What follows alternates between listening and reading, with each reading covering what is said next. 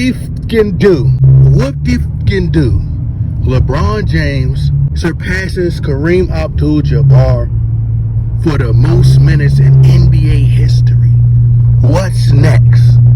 Pretty soon, they're going to be congratulating and praising LeBron James for the most footsteps in NBA history. LeBron James has sweated the most in NBA history. Nobody has accomplished what LeBron James has accomplished as an NBA player. LeBron James is the first player in NBA history to walk 1,000 miles like Vanessa Carlton. LeBron James is the first player in NBA history to moonwalk moving forward, people. Okay. I made a comment on, one of these basketball blog sites. So they had posted that LeBron James had, I can't remember what the exact stat was. Matter of fact, it was when LeBron James had the most turnovers. You didn't see ESPN post LeBron James with the most turnovers, breaking the record for the most turnovers in NBA history. They never post stuff like that. They only celebrate LeBron James when he does good. All the rest of the stuff, they sweep up under the rug. My comment was this. I'm not a LeBron James fan at all. And I wouldn't have an issue with LeBron James having the most turnovers in NBA history. I wouldn't have an issue with that. I don't have a problem with that. But my thing is, if you knock one player for one thing, you got to keep the same energy. I wouldn't have had an issue if the media didn't gloss over LeBron James' mishaps. They treat LeBron James as if he's the media darling, the golden boy. And for me, it's just like I've seen LeBron James, come up short far too many times at his height, at his size, his weight, his strength. He's the LeBroninator. For LeBron James to be that big, that strong, you expect more, and you don't expect the flopping, the crying, the whining, right? Him constantly wanting more. They done gave this man a whole tournament. This in-season tournament is the LeBron James tournament. They might as well name the trophy the LeBron James trophy. Just like they done changed the MVP award to the Michael Jordan award. They're altering the game for LeBron James. That's all this in-season tournament is for, is so they could, change the format so they can help him get some kind of trophy to butter him up and make him to stroke his ego. But as I said in one of the previous comments that I made, I said, bro, I wouldn't have an issue if they spoke about LeBron James and having the most turnovers in NBA history. But when you knock one player, for example, Kobe Bryant currently sits at the top of most missed shots in NBA history. Now, Kobe Bryant is a shooting guard. He's took a lot of shots. He's missed a lot of shots.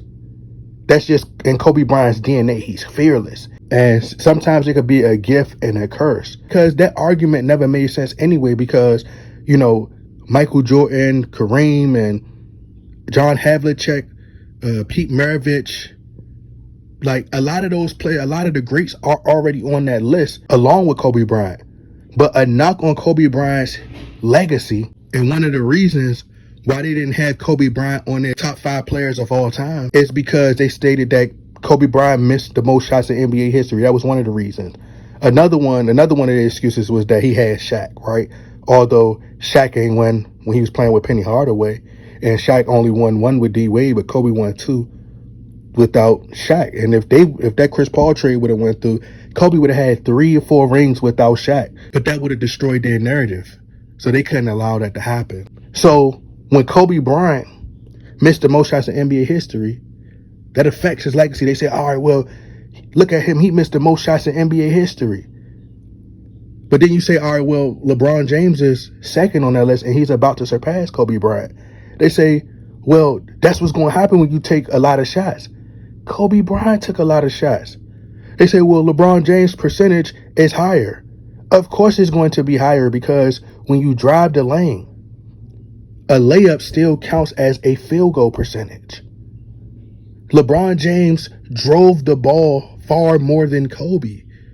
So his field goal percentage is going to be higher than Kobe Bryant.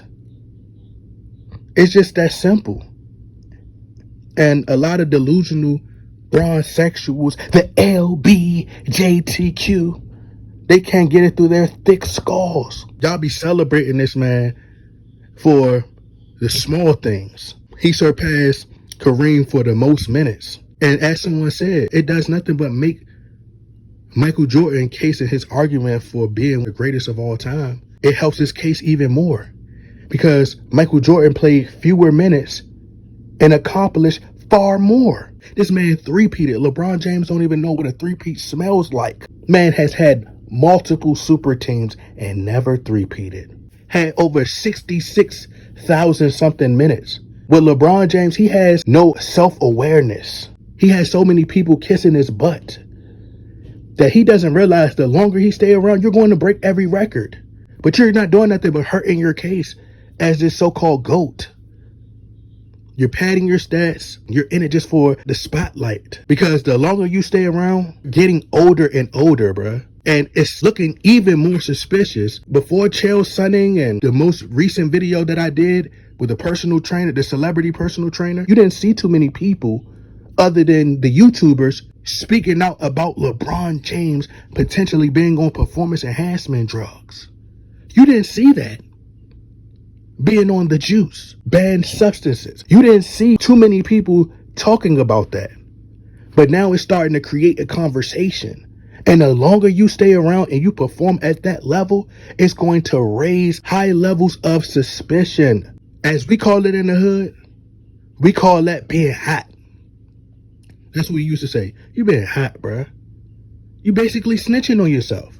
Since 2003, this man's still jumping out the gym. Still has athleticism. He slowed down somewhat, but come on, bro. This man, LeBron James, is still running up and down the court fast as possible, looking like Flash.